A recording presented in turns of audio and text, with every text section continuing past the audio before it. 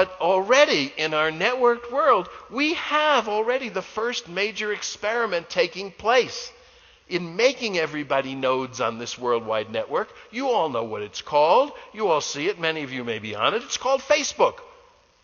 That's what Facebook is. It's not the trivial sharing of information or photos or any of these kind of things.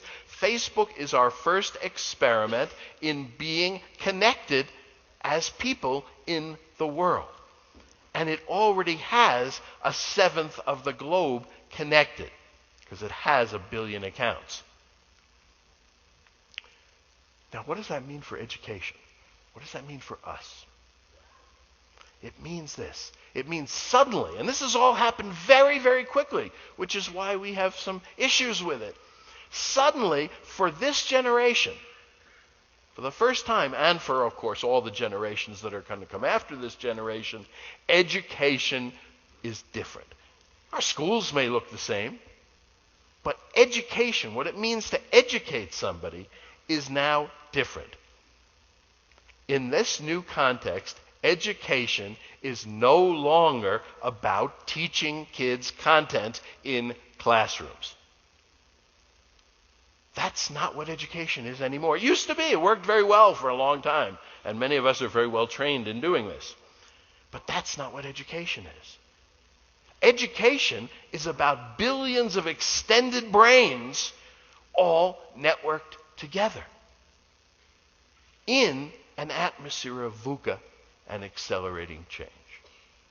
That's the new education, where kids are symbiotic with and truly powerful users of technology, like the kids that we saw this morning, and where they're all nodes on the worldwide network.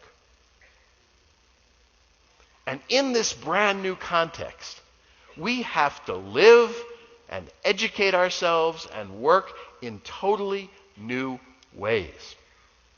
And we're just at the beginning of figuring out how to do this. And that's the work that you are all engaged in here in Douglas County. You know, everything we know as human beings either is or soon will be on the internet. It's easily accessible to everybody who knows how to find it.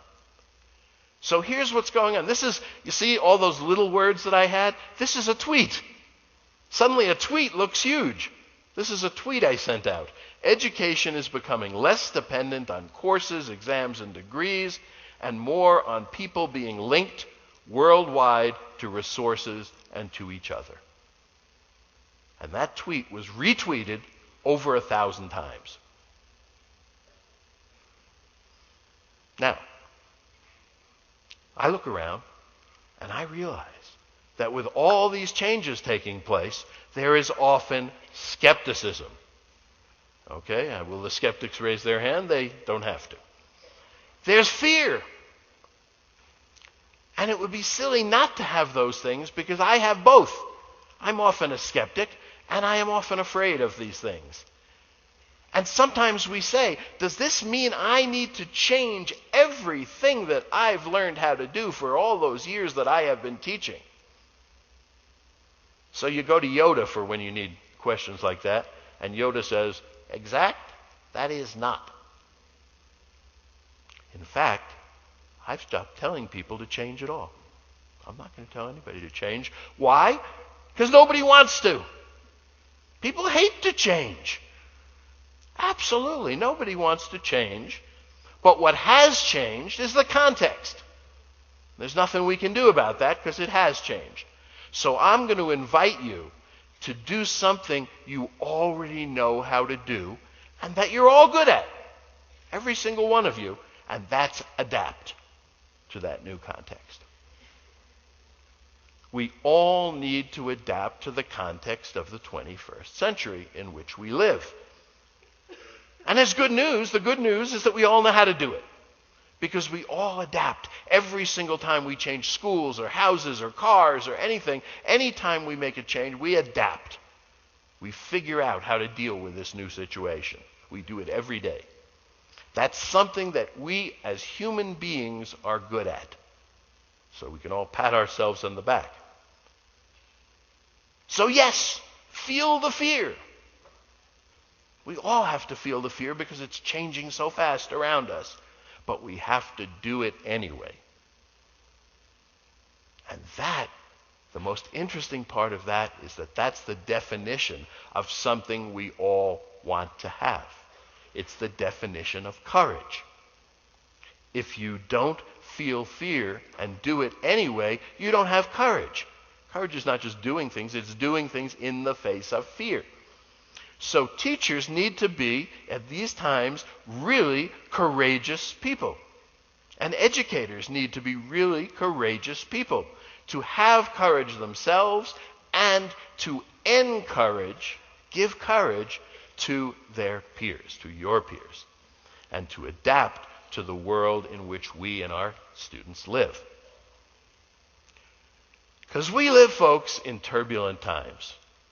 And you all know this from where you live, whether it's the fires or the other stuff. And there's a huge gap between what we now teach and test our kids on in the world, I'm not just talking here, in the world, and what our kids really need for the future. Good scores today, and you guys have good scores, and you should be very proud of your good scores. They're great. There's nothing wrong with having good scores, right? Right. But they don't guarantee anything anymore. They don't guarantee a good college. And if you don't believe me, I have a friend who transferred to one of the best private prep schools for his last 2 years of high school so that he could get into an Ivy League school. He got on the waiting list of 5 of them and got into none. So there's no guarantees anymore. That was from another era. There's no guarantee you'll get a job because you have this education anymore. That's again, it used to be, sure, you graduated from high school, you graduated from college, you got a job. I hired a lady temporarily who was a very bright young person, and this was her answer when we talked about us. I fell for that. She was unemployed for years. So the guarantees of the past in the old context are not necessarily the guarantees of the new context. And so our goal has to be to bring our kids into the future equipped with the skills that will allow them to function and thrive in the new and very different context of tomorrow. And not the world of yesterday where we grew up.